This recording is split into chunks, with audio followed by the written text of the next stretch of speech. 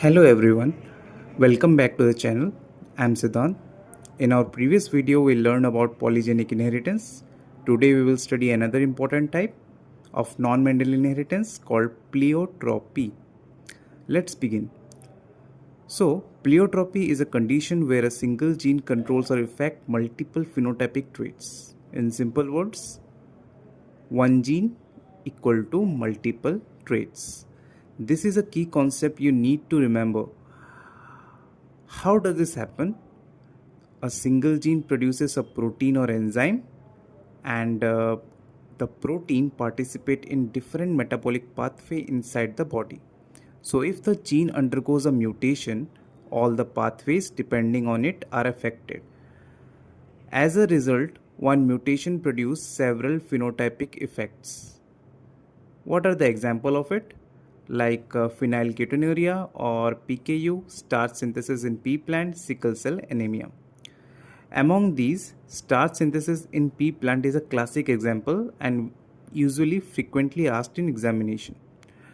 So let us understand the starch synthesis in pea plant example. Supposing in pea plant, capital BG control starch synthesis. When the gene is capital B, starch synthesis is efficient.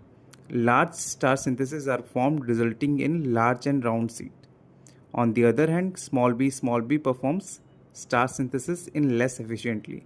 So, small starch grains and small seeds are produced. So, consider a cross of capital B and small b gives a heterozygous condition, and this heterozygous condition capital B small b produces intermediate amount of starch. Therefore, starch grain size becomes intermediate. That is why the starch grain size show incomplete dominance. So why is it pleiotropy example? Because same gene capital B affects multiple traits like starch synthesis, starch grain size, seed size. So overall, one gene influences multiple characters. And that is the definition we have discussed. So let's revise quickly. One gene control multiple traits. Mutation is in one gene can produce several phenotypic effects.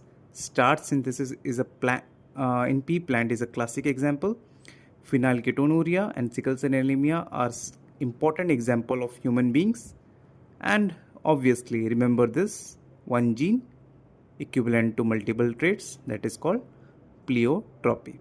Thank you for the watching.